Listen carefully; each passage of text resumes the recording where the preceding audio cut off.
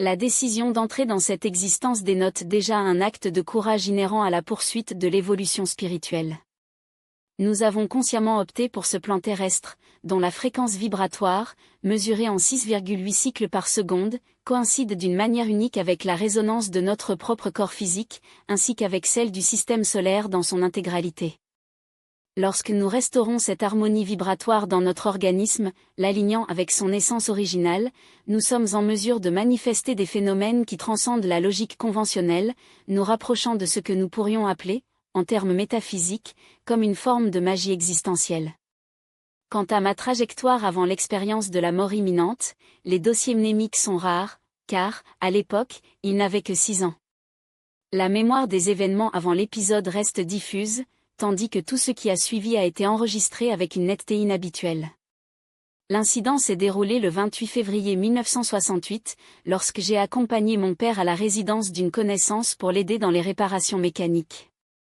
Alors que les adultes se sont concentrés sur le devant du garage, où une porte a permis la circulation entre l'intérieur et l'extérieur, toujours un enfant sans l'indice des risques impliqués, est resté au bas de l'environnement, où le véhicule était en service.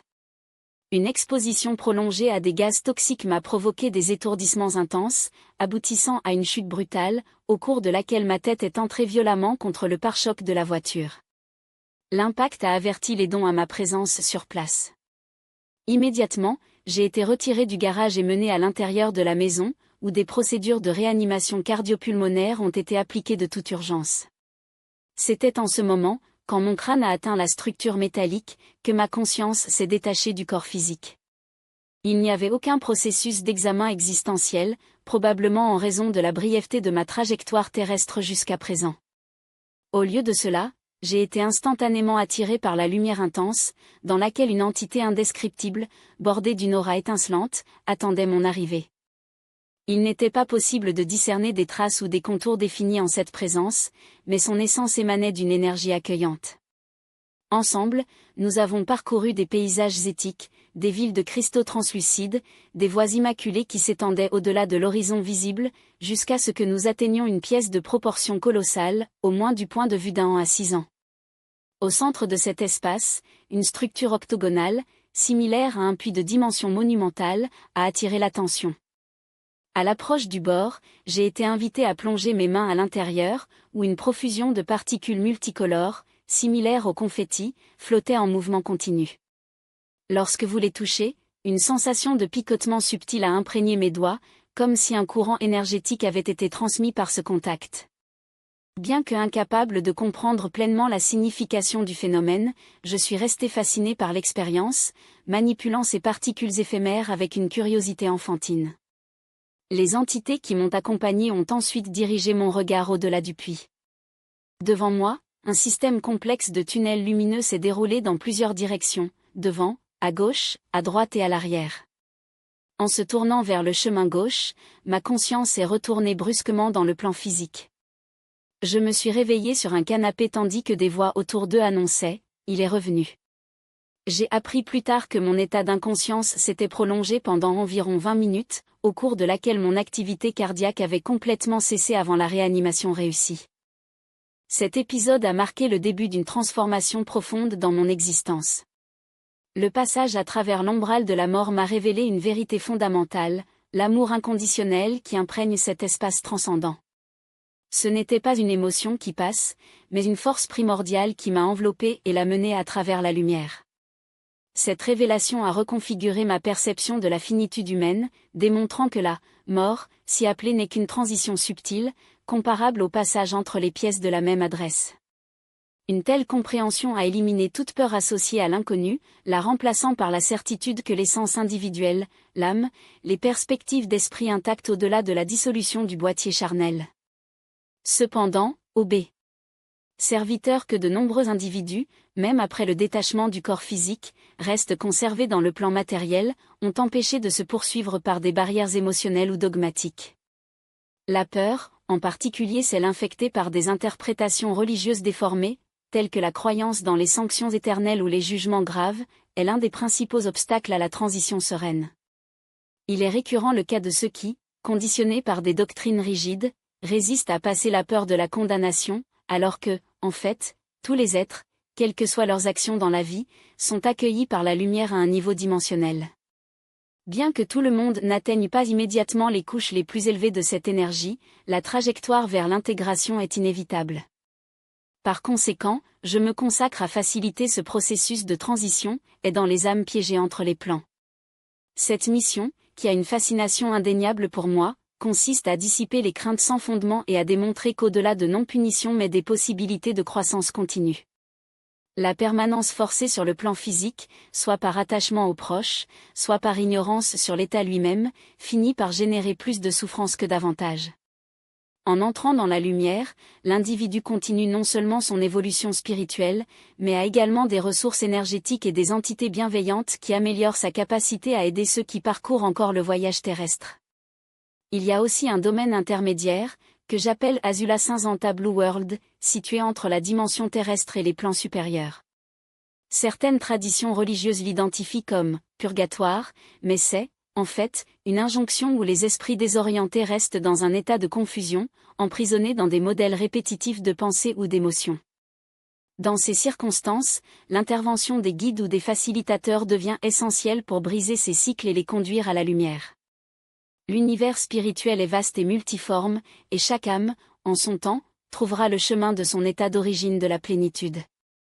La conception traditionnelle de l'enfer, comme souvent présentée dans les récits dogmatiques, n'est pas soutenue par une compréhension plus large et plus évolutive de l'existence spirituelle.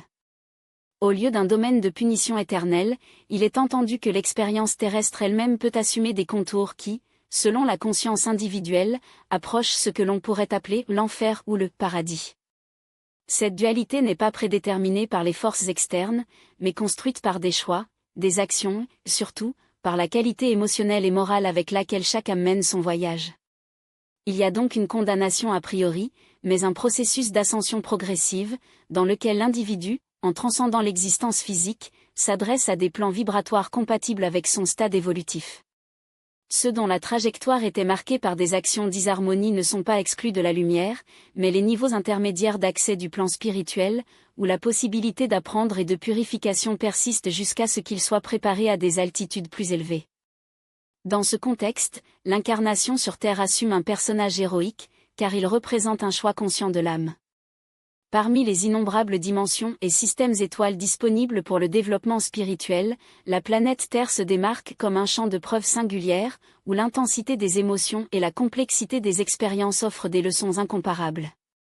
La nature émotionnelle de ce plan n'est pas décontractée, ici, être confronté à la totalité de son spectre affectif, des vibrations plus denses aux plus hautes expressions d'amour et de compassion. Vouloir maîtriser de telles nuances en une seule existence serait naïf. L'évolution de l'âme est un processus millénaire, dans lequel chaque incarnation fournit des compréhensions partielles qui, ajoutées, conduisent à la plénitude. La liberté inhérente à la volonté de l'être humain est l'un des piliers de ce voyage. Contrairement à d'autres formes d'existence cosmique, où les modèles d'action peuvent être plus rigides ou prédéterminés, l'humanité reçoit le don d'un choix conscient. Cette prérogative divine, cependant, implique la responsabilité. À chaque décision, l'individu réaffirme sa ressemblance avec le Créateur, dont l'essence réside dans la capacité de créer, de transformer ou finalement détruire. Il appartient donc à l'être humain de s'aligner sur la fréquence de la création.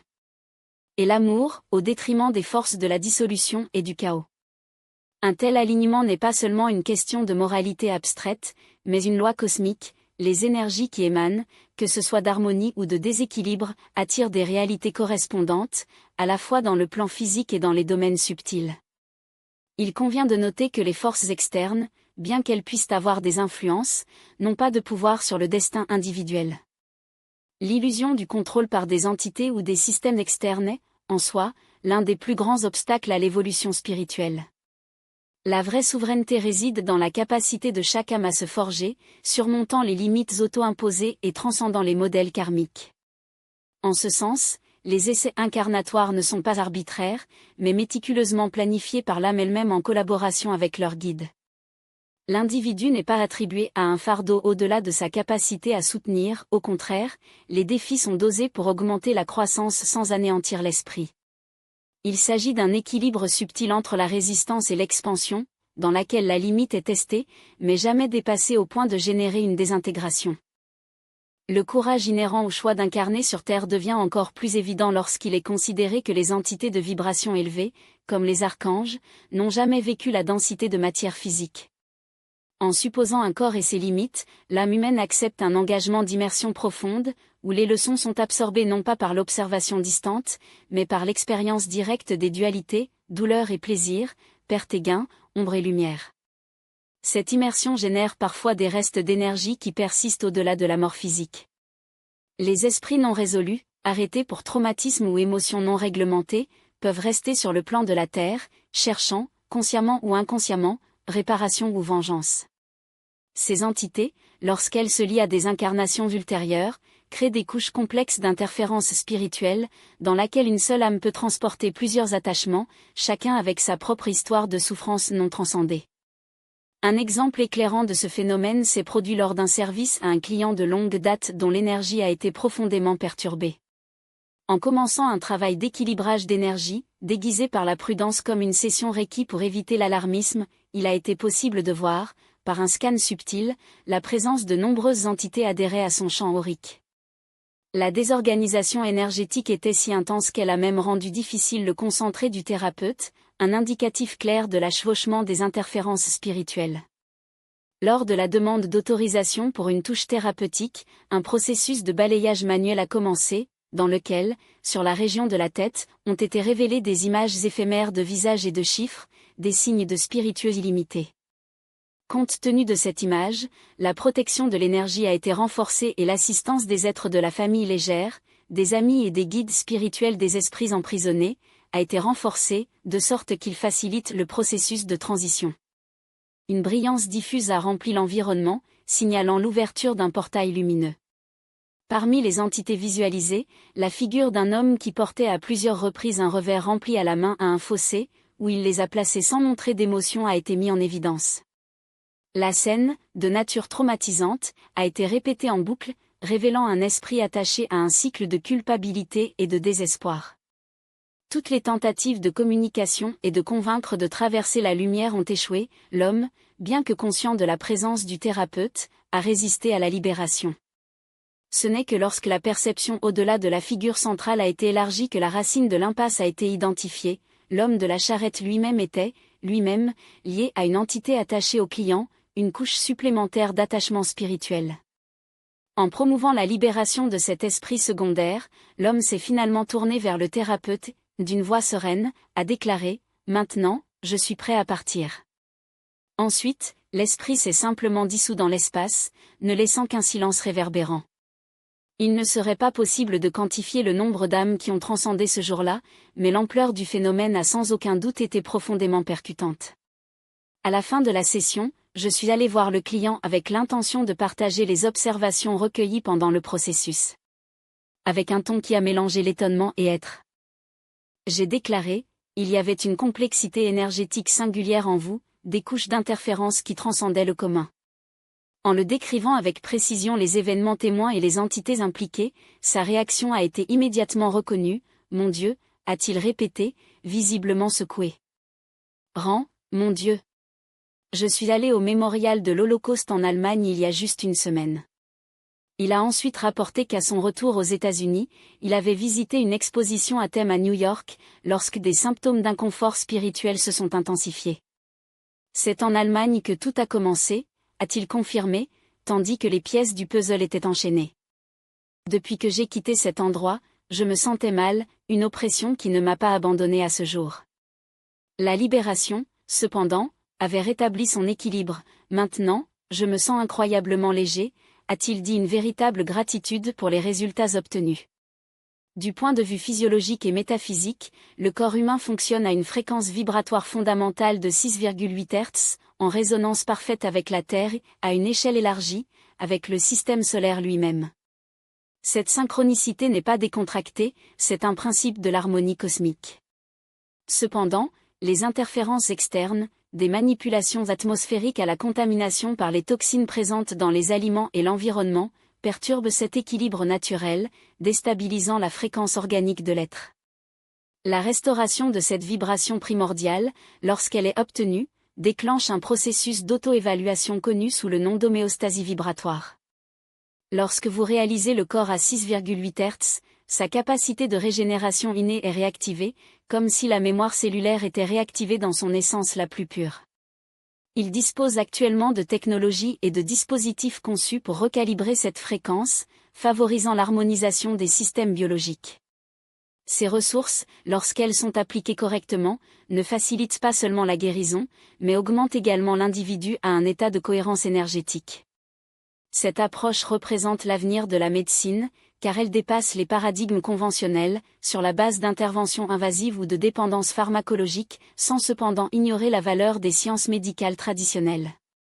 C'est plutôt une évolution. La médecine vibrationnelle offre des alternatives qui respectent l'intégrité du corps, agissant à la racine des déséquilibres.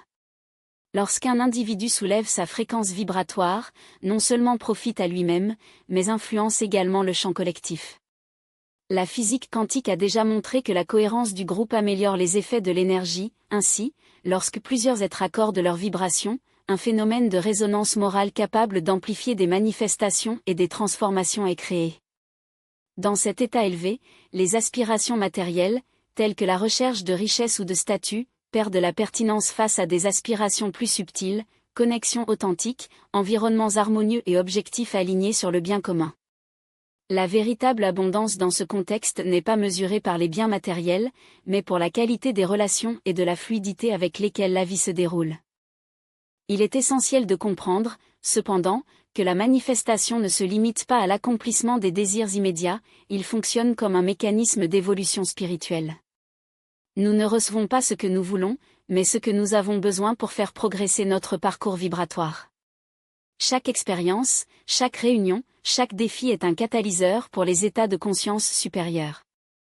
Et ce processus commence dans la portée individuelle, ce n'est que lorsque le corps vibre à sa fréquence idéale que l'esprit peut atteindre des niveaux plus élevés. La méditation collective, par exemple, est une pratique puissante à cet égard. Lorsque les groupes accordent leurs intentions en même temps, comme observé dans les initiatives mondiales publiées par les plateformes numériques, une vague de cohérence qui augmente les vibrations planétaires est générée.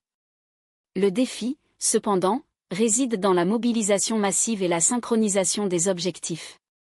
Pourtant, les résultats, même s'ils incrémentaux, sont mesurables. Chaque individu qui s'engage dans ce recalibrage contribue à la transformation de l'ensemble. Enfin, c'est une réflexion sur l'interdépendance de l'existence. Lorsque nous nous incarnons, nous prenons l'engagement tacite de vivre, dans notre revue de vie, la perspective de tous ceux avec qui nous traversons. Cette compréhension, qu'en substance, nous sommes tous, devons guider nos actions. Traiter l'autre avec amour, compassion et joie. Ce n'est pas seulement un acte de gentillesse, mais un investissement dans notre propre évolution.